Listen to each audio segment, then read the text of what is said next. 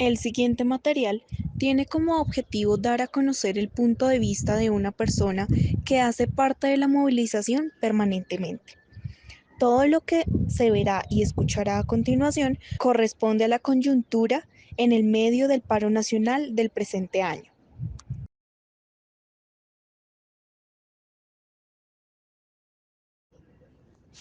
Contextualicemos un poco.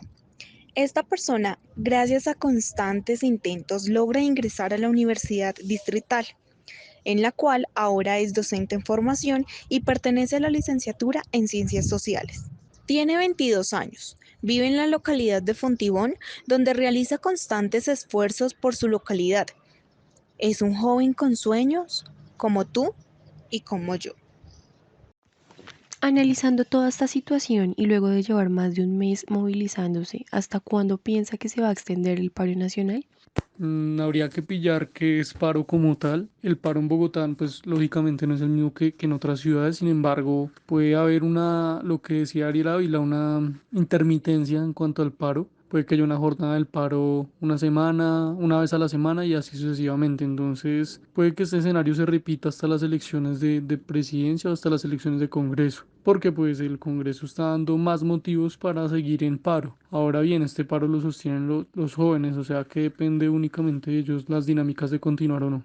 Como joven, ¿cuál considera que es el pliego de peticiones para el gobierno nacional? Sucede que hay una deuda histórica que tiene el gobierno, los gobiernos, las oligarquías con el pueblo colombiano, y yo diría que gira en torno a 5 derechos fundamentales, el cual son el derecho a la vivienda, la alimentación, la educación, la salud y el trabajo. Creo que el pliego, independientemente sea cual sea, debe ir en torno a esos 5 derechos fundamentales, que son, digamos, los mínimos para la realización del proyecto de vida de cualquier persona. Ese debe ser, en mi opinión. Entrar ya a discutir eso depende mucho de las dinámicas de cada región, pues cada territorio asimismo sacará sus propuestas y sus peticiones en torno a eso. Pero digamos de esos 5 derechos, lo primordial sería la educación para mí.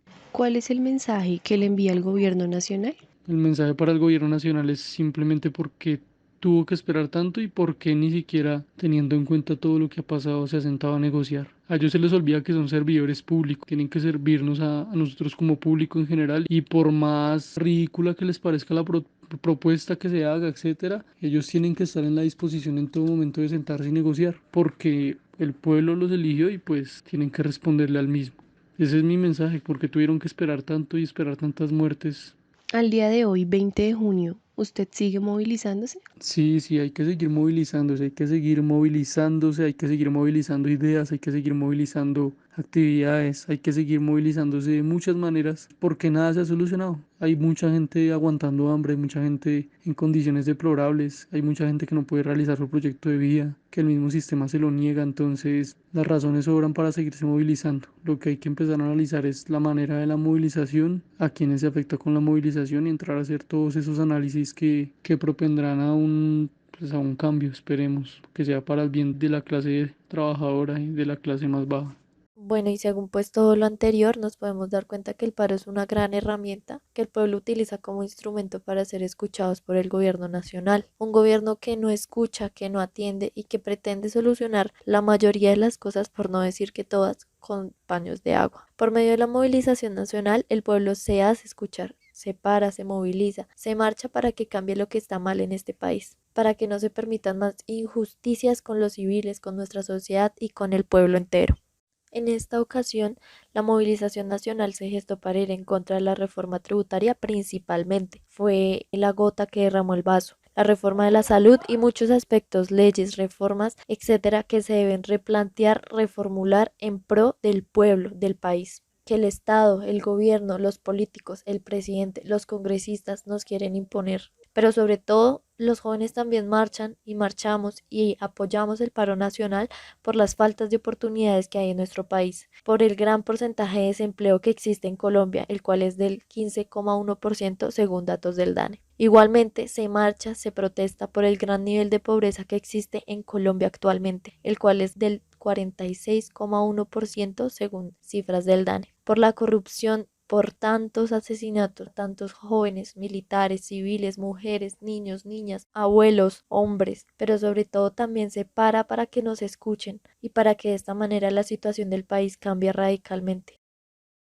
¿Quiénes participan de las marchas? En las marchas hay una diversidad y una pluralidad de participantes, pero pues si queremos agruparlos, diríamos que es la mal llamada clase media y la clase baja. Esas son las personas que más están, pero en su mayoría, digamos, los que sostienen el paro son los jóvenes y entre ellos estudiantes, entre ellos jóvenes de barriadas, etcétera, etcétera. ¿Cómo construye desde el escenario asambleario en su localidad?